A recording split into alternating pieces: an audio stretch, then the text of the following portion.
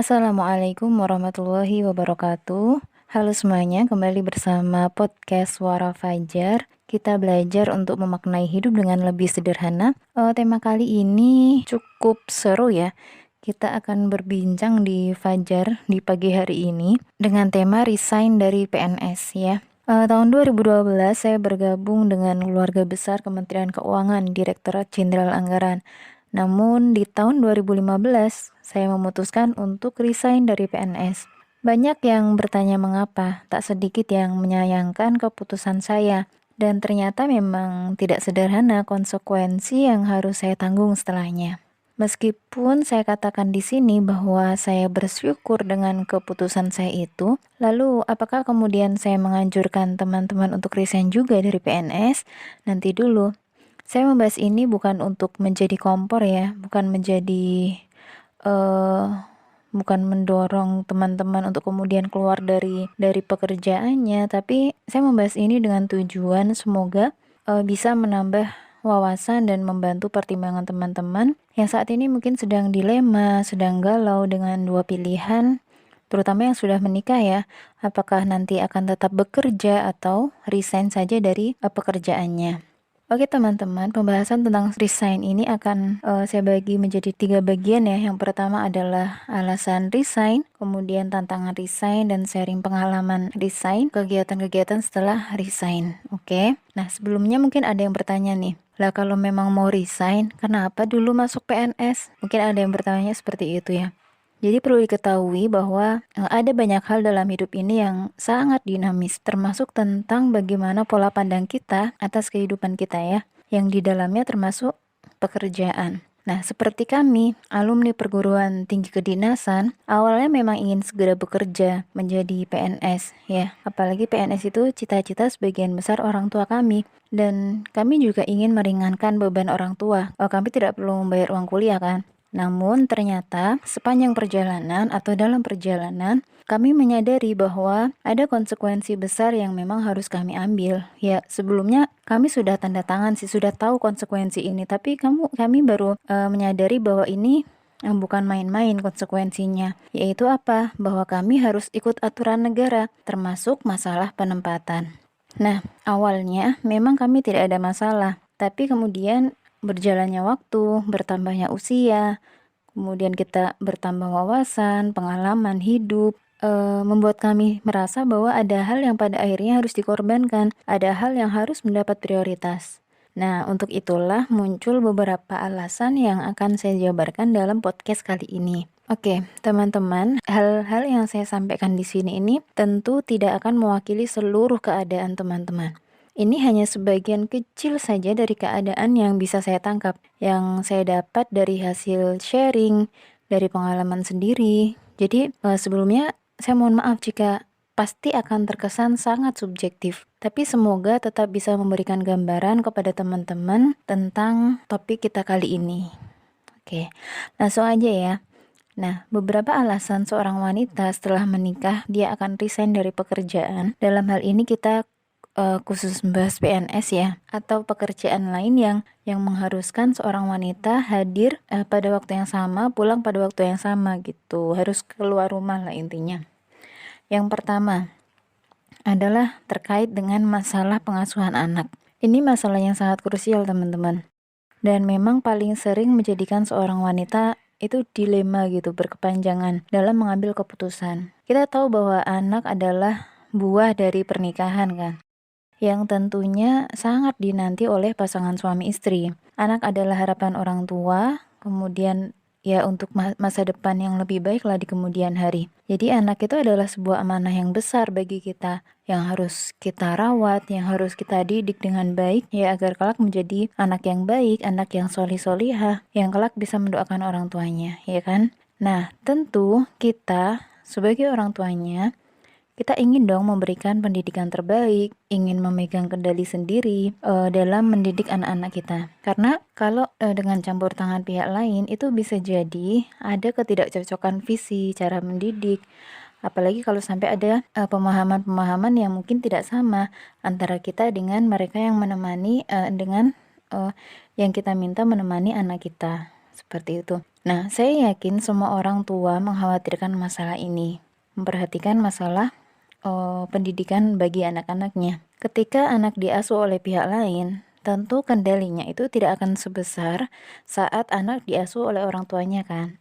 Itulah yang kemudian membuat sebagian wanita memutuskan keluar agar dia bisa memegang alih sendiri gitu, memegang kendali sendiri 100% atas pendidikan anaknya gitu. Dia ingin memastikan bahwa pendidikan anaknya itu karena dipegangnya sendiri, jadi itu ingin dipastikan bahwa itu lebih baik untuk anak-anaknya. Namun perlu digarisbawahi, bukan berarti setiap anak yang dididik langsung oleh orang tuanya itu langsung melejit gitu anaknya, enggak juga. Atau sebaliknya, bukan berarti anak yang tidak diasuh oleh orang tuanya langsung itu otomatis menjadi anak yang nakal, anak yang gagal. Enggak. Kita tidak bisa mengambil keputusan seperti itu. Tapi setidaknya ini menjadi alasan seorang wanita untuk keluar dari pekerjaannya karena dia ingin mendidik anaknya sendiri.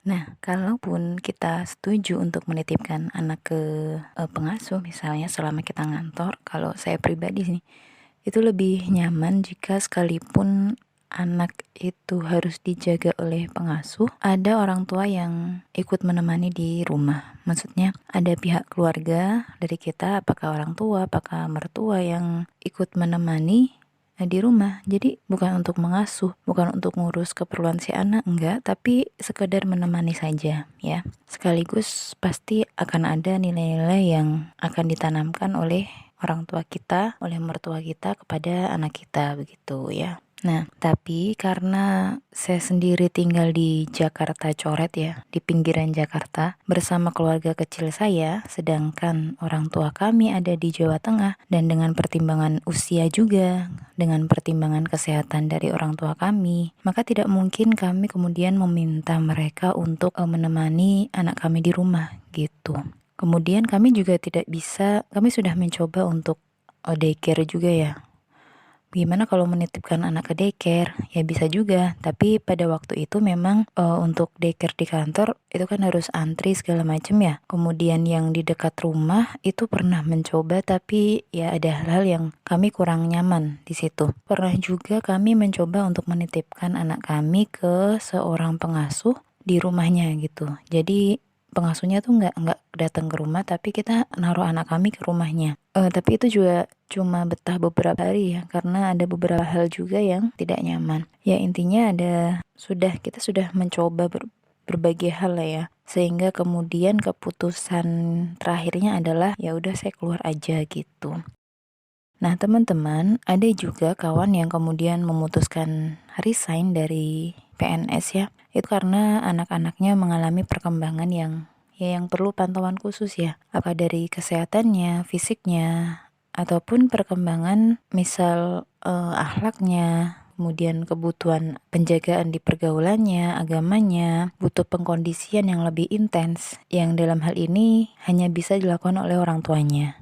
Nah ini juga bisa menjadi pertimbangan, dan ini juga menjadi pertimbangan kawan kami untuk memutuskan keluar dari pekerjaannya. Ini terkait dengan anak ya, jadi tadi ada masalah tidak menemukan pengasuh lah, kemudian anak perlu pantauan khusus dan memang ingin mendidik anaknya sendiri gitu. Alasan yang kedua adalah terkait dengan pekerjaan, terkait dengan profesi, terkait dengan ya keinginan dirinya ya. Karena teman-teman bekerja di kantor, dalam hal ini adalah PNS, ini artinya kita harus siap dengan waktu berangkat dan pulang di waktu yang telah ditentukan oleh kantor. Kita tidak bisa bebas seenaknya sendiri mengatur jadwal kapan kita masuk dan kapan kita boleh keluar. Nggak bisa ya, karena kita harus ikut ketentuan yang ada di kantor kita. Nah, bagi sebagian orang di mana kantornya itu lokasinya cukup jauh dari rumah atau tempat tinggalnya, nah ini seringkali bagi sebagian orang merasa kesulitan. Misalnya dari Bogor ke Jakarta, ini banyak sih. Tapi mungkin ada beberapa orang yang merasa cukup kesulitan dengan menghadapi kondisi pulang kerja seperti ini setiap hari. harus dari habis subuh sampai nanti malam ba'da isya itu baru sampai di rumah gitu. Bahkan dia harus mendapati anaknya ketika dia bekerja masih tidur, dan ketika dia sampai rumah anaknya sudah tidur lagi. Nah, seperti itu. Mungkin ada yang tidak masalah ya, tapi sebagian ada yang merasa itu hal yang menjadi masalah. Mungkin nanti terkait dengan kedekatan anak dengan dia ya, meskipun bisa disiasati dengan yang dengan aktivitas yang lain, misalnya di akhir pekan atau dengan selalu menjalin komunikasi selama dia di kantor dan sebagainya, sangat bisa ya, sangat bisa disiasati kalau mau. Tapi bagi sebagian orang hal itu tidak mudah untuk dilakukan. Kemudian selain terkait dengan jam kantor, ada yang kemudian merasa bahwa pola kerja, kemudian tugasnya di kantor itu tidak sesuai dengan dirinya gitu. Bahkan dia merasa yakin kalau misalnya dia keluar dari kantor itu dia bisa lebih maksimal dalam mengembangkan potensi dirinya. Dia lebih merasa akan bisa lebih berkembang. Atau ada juga yang karena ya mungkin kondisi kantornya, kondisi teman kerjanya yang kemudian membuat dia tidak aman sebagai seorang wanita, ya kan? Karena seorang wanita misalnya ada banyak hal yang memaksa dia harus pulang malam misalnya, sehingga cukup membahayakan bagi dirinya ya. Ini juga ada yang seperti itu. Kemudian ada juga teman-teman yang memang keluar karena ingin mengembangkan bisnis atau usahanya sendiri gitu. Jadi dia sudah merintis bisnis nih dari kecil, dikembangkan terus kok akhirnya bisnisnya berkembang nih.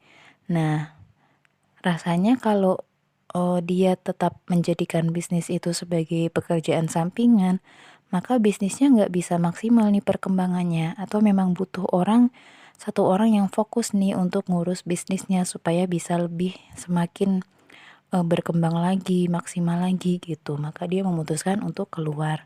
Nah, ini alasan yang kedua. Ini bisa juga jadi pertimbangan kita kenapa kita keluar dari pekerjaan kita, dalam hal ini keluar dari PNS, oke? Nah, sekarang poin ketiga adalah terkait dengan pasangan kita. Ya, teman-teman, sebagaimana kita sudah ketahui bersama, terutama beberapa PNS di instansi tertentu atau kebanyakan instansi, bahwa menjadi PNS artinya kita siap ditempatkan di seluruh Indonesia.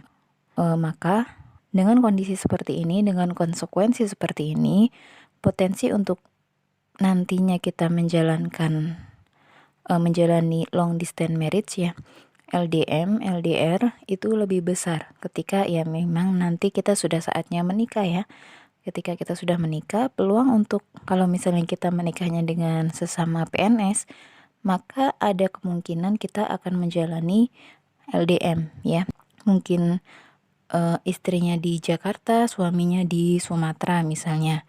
Karena memang kalau di PNS itu kita terkadang tidak bisa memilih, kita bekerja di mana itu tidak bisa memilih. Dan kalaupun sudah ditempatkan, kita ingin meminta pindah ke suatu kantor tertentu, suatu daerah tertentu, itu juga tidak semudah membalik telapak tangan gitu ya. Jadi ada proses lah intinya ya, ada proses yang tidak mudah, tidak semudah kalau kita bekerja sendiri atau bekerja di swasta. Itu mungkin lebih simpel ya, lebih simpel untuk misalnya keluar dan sebagainya. Tapi kalau PNS ada aturan-aturan yang harus ditepati, dijalani. Nah, terkait dengan LDM ini teman-teman, LDR dengan pasangan itu tidak mudah ya. LDM atau LDR itu tidak mudah ya. Tidak semua pasangan itu sanggup menjalani segala konsekuensinya.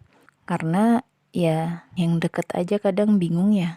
Tapi ada sih yang bisa bertahan bertahun-tahun gitu, sampai anaknya besar-besar juga ada. Tapi tidak semua pasangan sanggup melakukan itu karena memang konsekuensinya lebih berat. Kayak urusan komunikasi aja ini, kalau nggak diatur dengan sebaik-baiknya, kalau nggak dikelola dengan benar, dengan bagus, itu bisa menjadi masalah selama hubungan jarak jauh ini gitu ya. Belum lagi kalau nanti sudah punya anak ya, itu biasanya yang lebih repot itu adalah ibunya ya. Dia harus mengurus anak sendiri ya, mungkin dibantu oleh asisten rumah tangga atau dibantu oleh pengasuh atau dibantu oleh orang tua.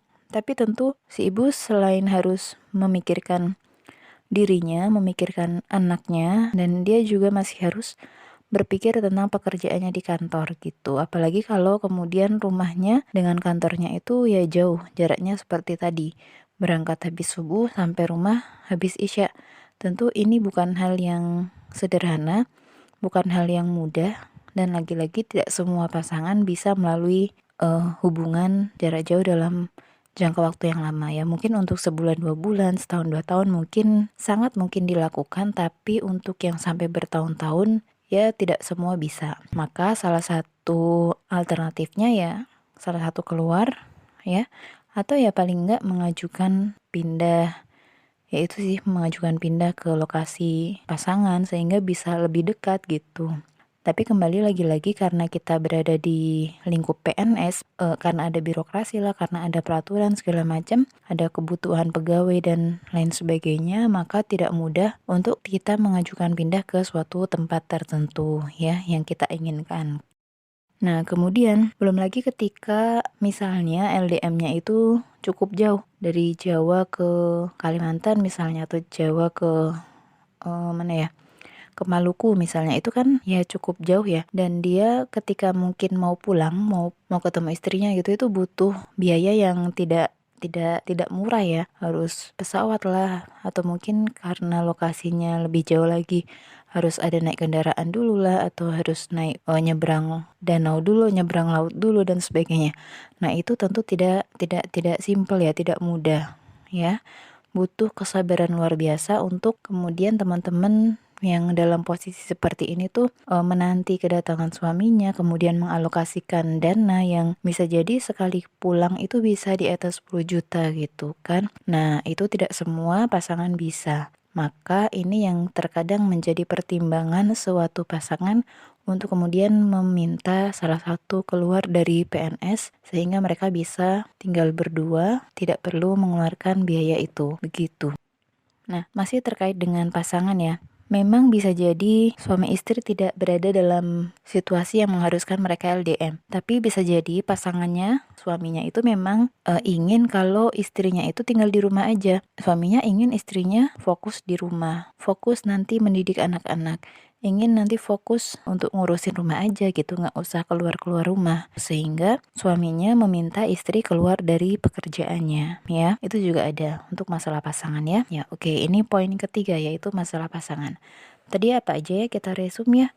Masalah anak, kemudian masalah pekerjaan, kemudian masalah pasangan, dan ini terakhir adalah karena memang ada keinginan pribadi ya, keinginan pribadi. Misalnya seorang wanita yang punya yang role modelnya itu adalah ibunya, misalnya ibunya adalah seorang ibu rumah tangga. Dalam hal ini dia merasakan bahwa ketika dia kecil dulu ibunya selalu menemani dia, kemudian dia merasa nyaman dengan hal itu, dia merasa bisa dekat dengan ibunya, ibunya membantu dia, bisa langsung selalu ada 24 jam, dan itu membuat dalam benak dia itu ya nantinya wanita itu akan seperti itu gitu. Kalau udah menikah, kalau udah punya anak, nantinya dia akan ada di rumah menemani anak-anaknya gitu. Jadi memang dia punya keinginan, ya udah nanti kalau saya sudah menikah, kalau saya udah punya anak, ya saya akan di rumah aja gitu, menemani anak-anak saya, mendidik anak-anak saya di rumah saja, dan saya tidak bekerja ya. Ada yang seperti itu ya. Meskipun kembali ya, ada yang kemudian ya memang terpaksa harus masuk PNS dulu karena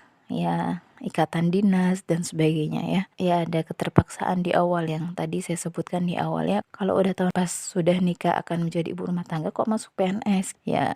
Ya kembali tadi sudah kita sebutkan di awal ya, bahwa ada banyak hal yang sangat dinamis sekali dalam kehidupan ini yang kemudian membuat kita mengubah haluan, mengubah prinsip, mengubah keputusan, terutama keputusan-keputusan yang besar ya dalam hidup kita, itu sangat-sangat mungkin sekali untuk diubah.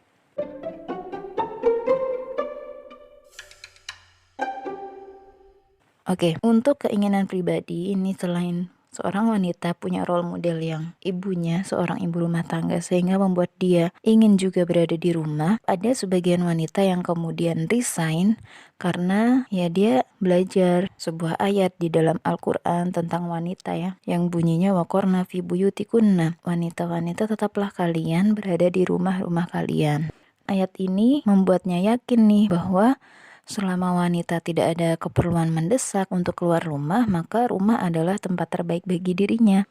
Tidak banyak sih yang meyakini hal ini, dan tidak banyak yang kemudian menjadikan alasan ini sebagai alasan dia keluar dari pekerjaannya.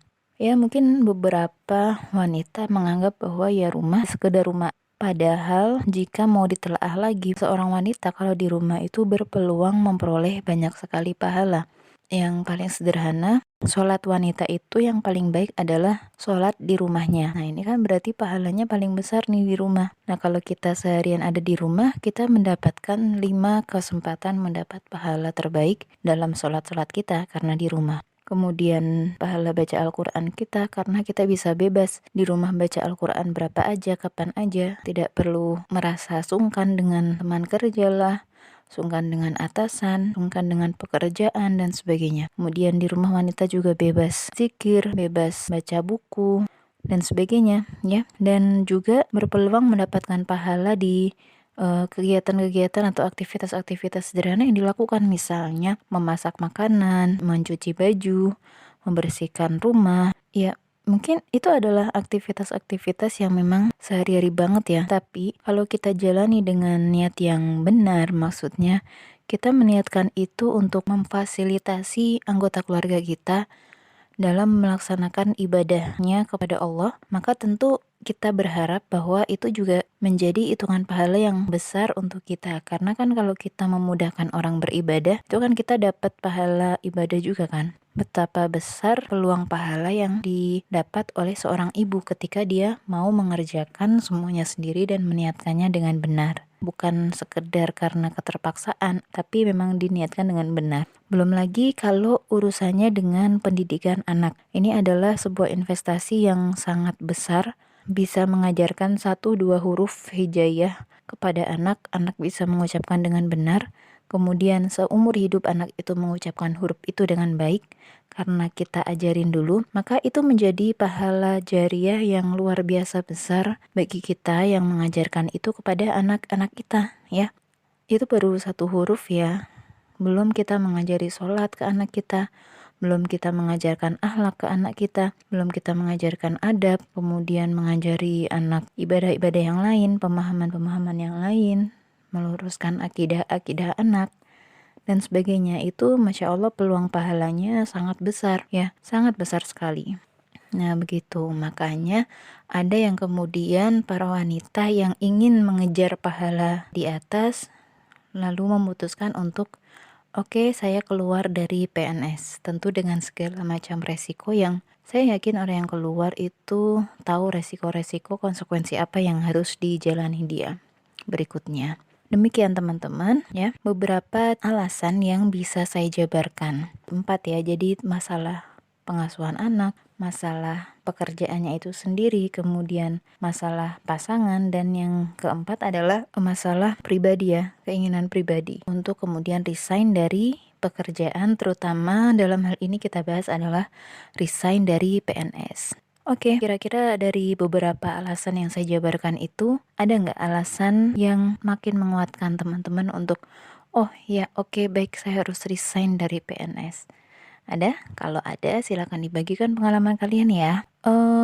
Sekali lagi pengalaman ini, alasan-alasan ini tentu tidak mewakili seluruh alasan orang yang keluar dari PNS, tapi setidaknya beberapa alasan tersebut menjadi gambaran atau mungkin menambah referensi teman-teman mengapa teman-teman harus keluar atau tidak harus keluar dari PNS pekerjaannya saat ini gitu.